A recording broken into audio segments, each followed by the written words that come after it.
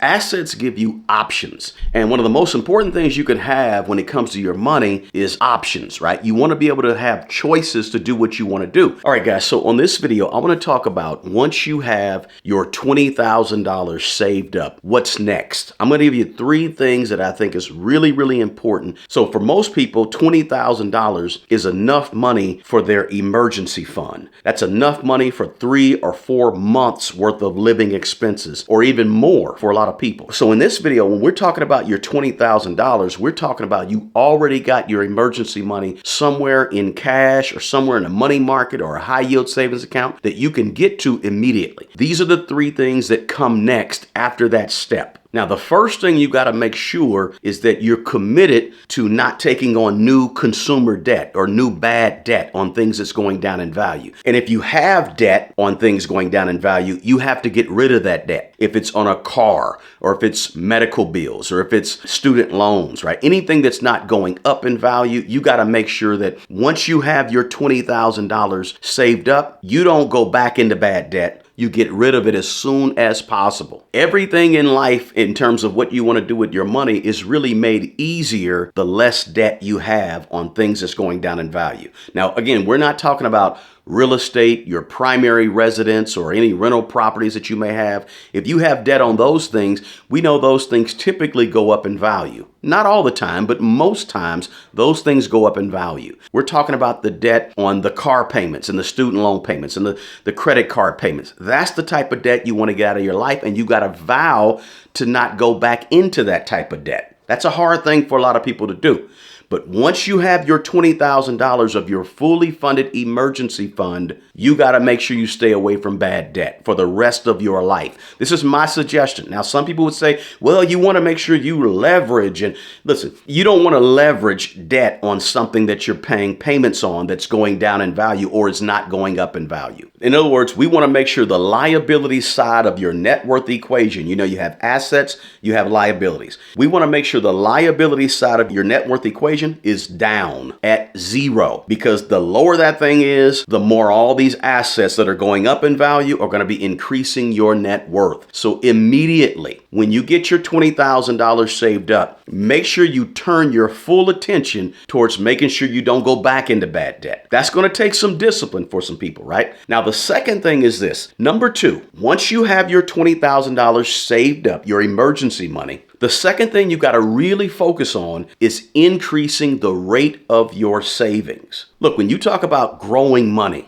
okay, we cannot predict the future of money. We cannot predict whether or not we're going to get an 8% return on investment, or we're going to get a 10% return on investment, or if we're going to get a 6% return on investment. We can't control that, right? That's the future. We don't know how our money will grow in the future or how our investments will grow in the future. We can only speculate and make good, solid guesses about that. But the one thing that we don't have to guess about is the amount of money that we're putting towards those investments. In other words, what is the percentage of your income that you're actually putting towards investments? You can control that. You can control if you put 5% of your income into the stock market. You can control whether or not you put 12% of your income in the stock market. So one thing I want you to always think about is you always want to control the controllables. And don't stress too much over the things you can't control. So the second thing that you want to do after you have your $20,000 emergency money saved up and you've vowed to take on no new debt, the next thing you want to do is make sure you increase your rate of investment, how much money you're investing. Raise that thing up. Push yourself to a limit. Challenge yourself to do more and more towards that, right? So if you're going to get a raise, maybe you can say, I'm going to take that raise, and instead of spending more money somewhere else, I'm going to put that raise on investing. And I'm going to go from 10% to 12%. Or maybe I'm going to go this year from 12% to 14 or 15%. Right? Challenge yourself for one paycheck or for 1 month to see how it looks and see if you can live with less money, and just see if you can manage by doing it. Now, you say stock market goes down in value. Stock market go up and down. Yes, it does, right? You have an ETF, you have individual stocks, they can go up and down. But over the long run, 5 years, 10 years, 20 years, typically the stock market goes up in value. So your job is to do all your due diligence, all your research, and do as much as you can to make good decisions about your investments. That's an urgent thing to do because a lot of people, they do not challenge themselves. There's a fear, and you got to break through that wall of fear in order to get to the next level when it comes to investing money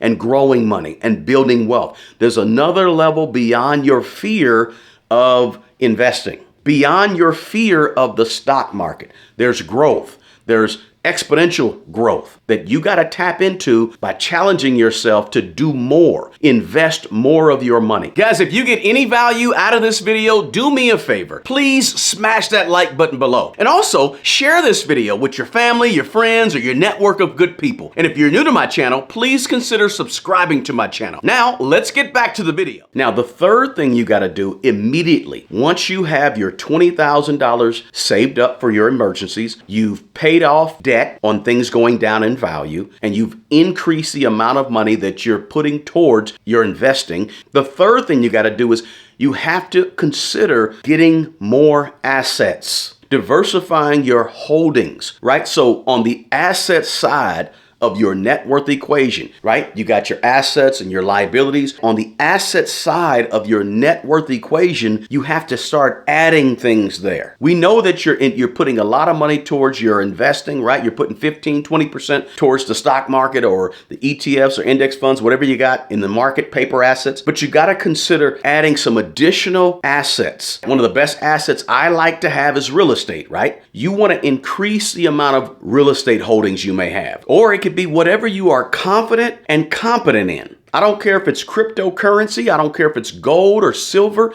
but you have to consider diversifying your assets at this point. So the biggest thing about assets is assets give you options.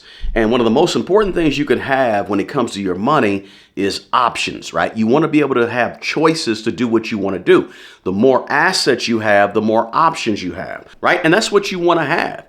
You want to be able to make a choice or a decision. That's financial freedom, is being able to make a choice or a decision about what you have and what you don't have, about what you can do and what you don't want to do. And that's what assets bring you. So get as much new information as you can so you can diversify your portfolio as you get to this new stage of building new wealth. So you got your $20,000 saved up in a high yield savings account or a money market account for emergency needs. First thing is to make sure you eliminate debt, right? You don't have debt, and you get in that mind frame where you don't want to take on any new debt on anything going down in value. The second thing was expanding how much money you're actually putting towards investing. Instead of putting 3 or 5% or just getting the match at your job, you put in 10, 12, 15, 20, 25% of your money towards your investing so that you have more money growing and the possibility to really build this thing out really fast. And the third thing was increasing your assets, varying your assets, allocating your assets differently, having more new different assets so you're not only relying on the stock market. Remember, guys, when 2022 came around, the overall S&P 500 was down like 18% for the year of 2022. And so a lot of people lost a lot of money. But it was that same year in 2022 when real estate prices went up, shot up in value, right?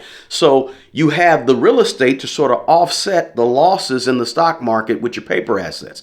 You also have income producing real estate to hedge against inflation. Because remember also in 2022, 2021, 2022, when inflation went skyrocket and the inflation rate in the summer of 2022 was like over 9%. At the same time, the rental market went up. Because when the price for bread and milk goes up, so does the amount that you can charge for your rents. So owning income producing real estate where you can charge rents is like a hedge against inflation too. So these are the things that are next for you in your wealth building journey after you have that first $20,000 out of the way. So this is urgent, guys. This is what you got to do as soon as you got your $20,000 saved up. Do me a favor, drop me a comment below. Let me know your thoughts. And also, if you got value from this video, smash that thumbs up button for me down there. And check out this video right here where I talk about how to save money fast. More money saving tips. Hey, the best person who's going to take care of the old you is the young you. Until the next video, peace.